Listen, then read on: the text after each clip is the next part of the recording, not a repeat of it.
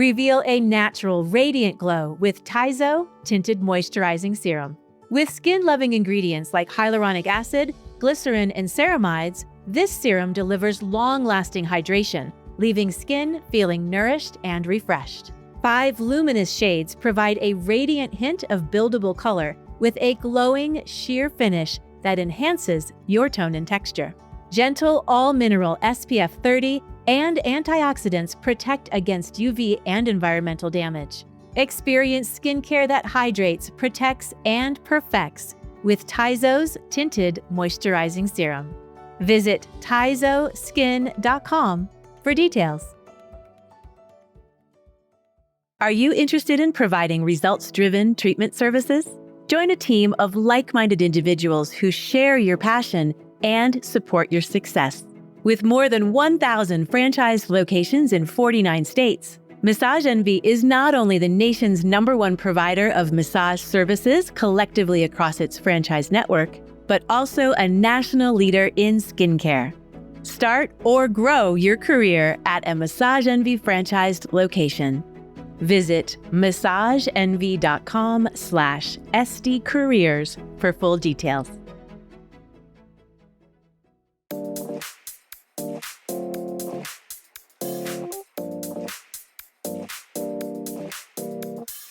Hello and welcome to ASCP's Esty Talk. I'm your co-host Maggie Staszcuk and ASCP's program director. And I'm Ella Cressman, licensed esthetician, ingredient junkie, and mahjong enthusiast. Oh, and also content contributor for ASCP. Whoa, Ella.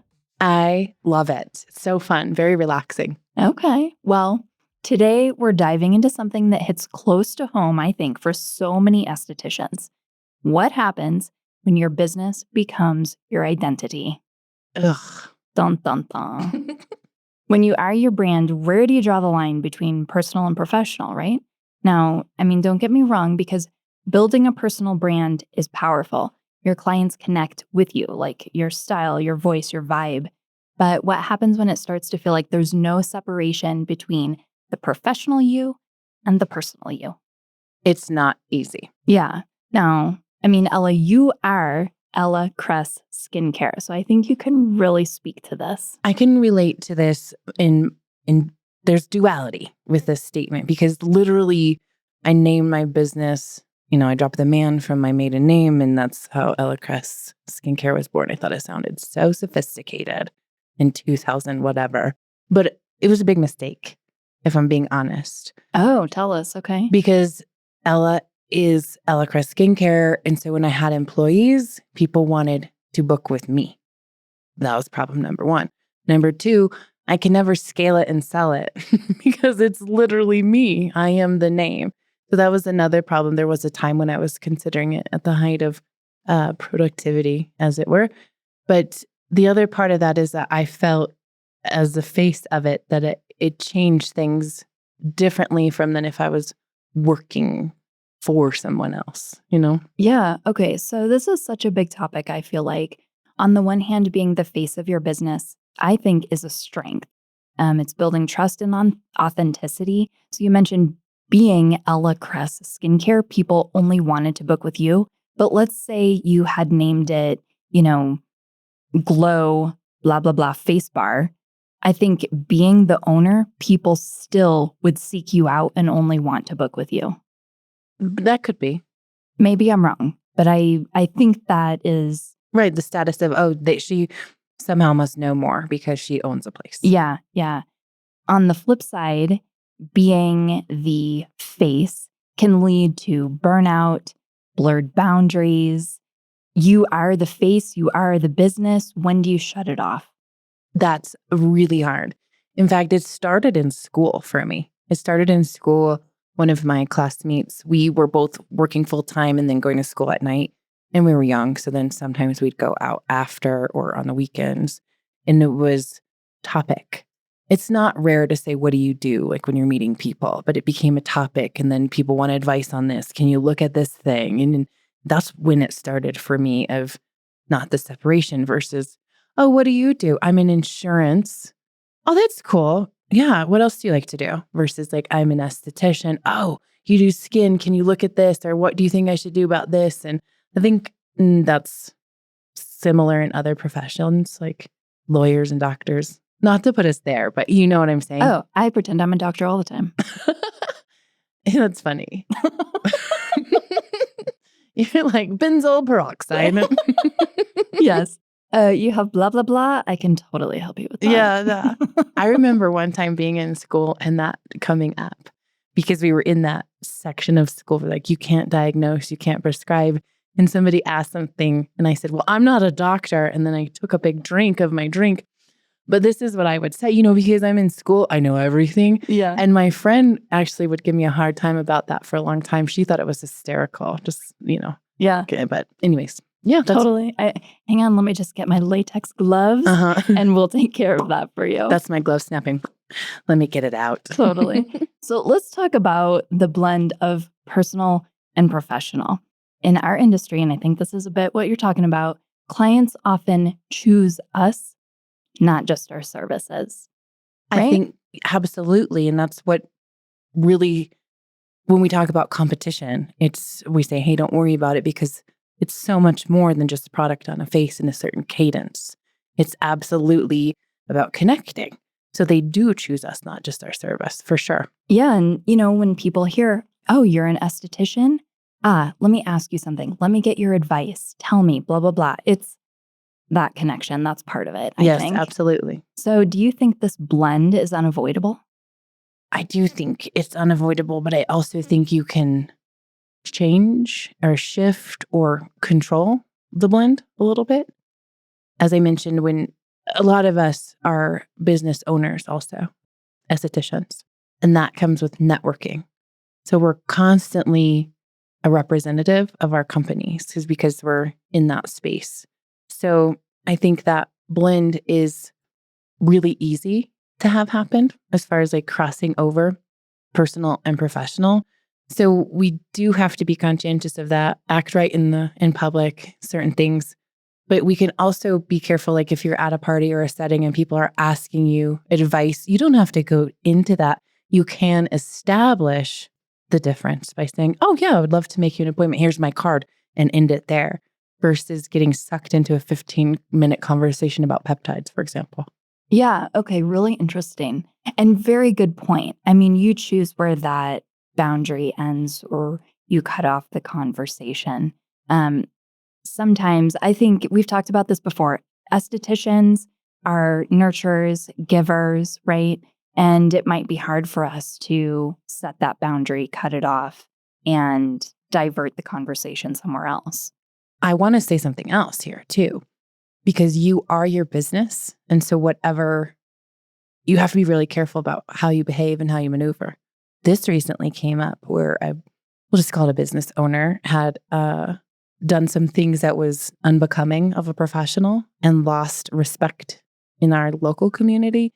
And then I don't want to say too much because I want to give it away, but is lost the potential for future business also. And so she's not necessarily a practitioner. So it's still in the industry, but your reputation and the way you behave personally has an effect professionally.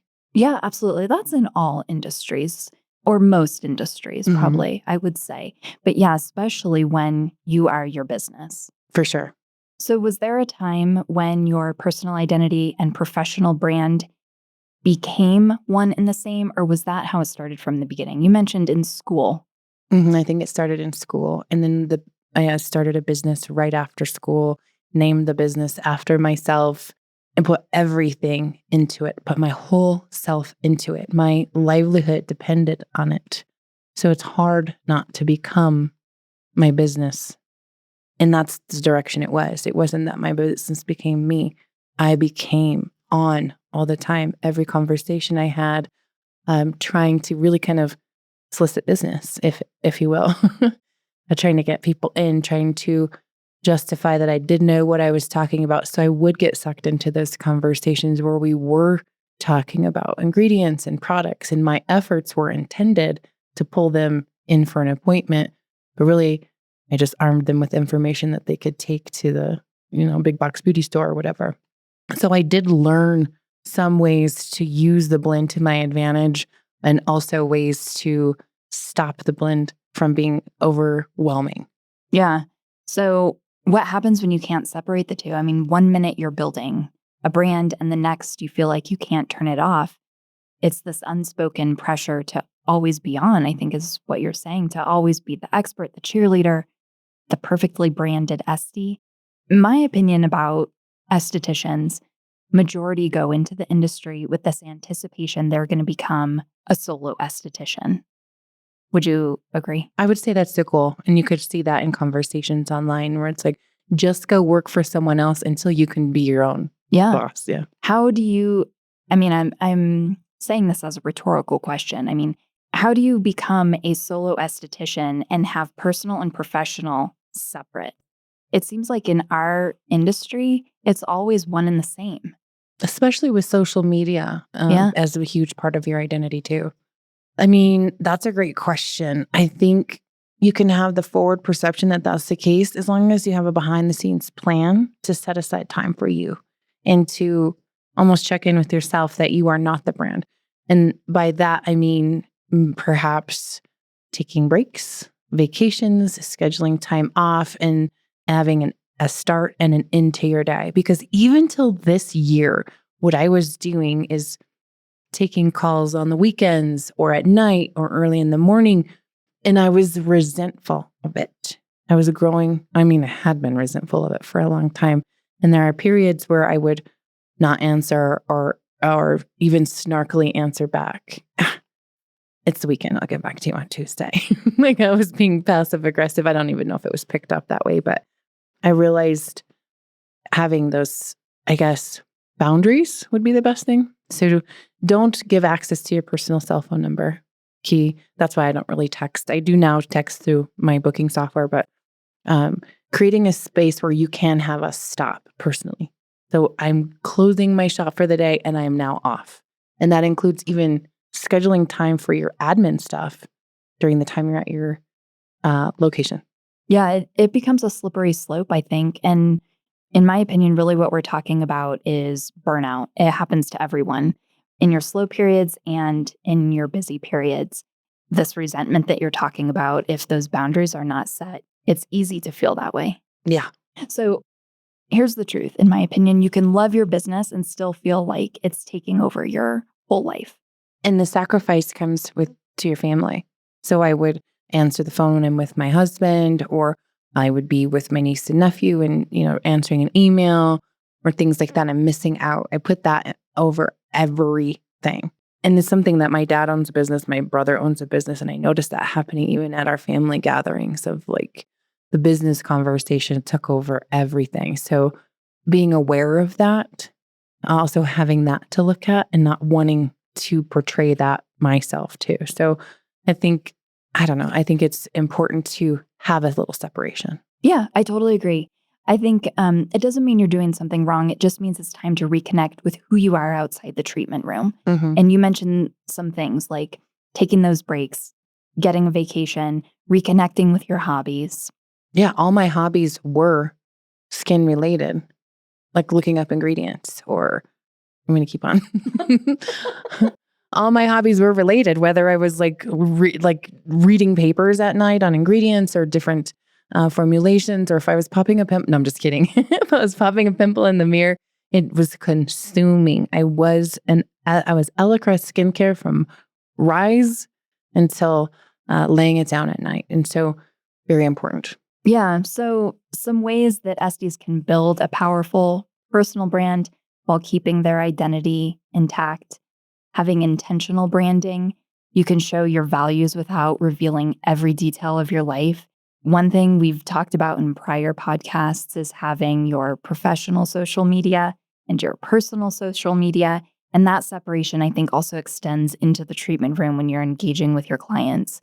You have friends and family that are your clients, but also being sure that you're setting that professional boundary with those clients. And setting emotional boundaries with clients too. I think that's a big one. Big one. Yeah. And then knowing when to unplug from your Esty identity and just be you. So all these things that Ella is talking about, just reconnecting with yourself, having self-care, having time for yourself, and putting the business aside, which can be really challenging. Absolutely. Listeners, we want to hear from you. Have you ever felt like your business identity has overtaken your personal one? How did you find your way back to you? Share with us on social media through Instagram, Facebook, or by emailing getconnected@ascpskincare.com. Thank you for listening to ASCP Esty Talk. And as always, for more information on this episode, or for ways to connect with Ella and myself, or to learn more about ASCP, check out the show notes.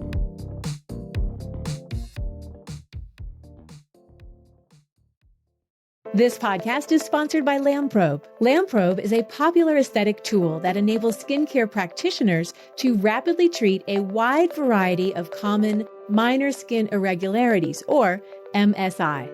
Red MSI treated by LAMPROBE include dilated capillaries and cherry angiomas, yellow MSI, cholesterol deposits and sebaceous hyperplasia, and brown MSI treated include skin tags and more.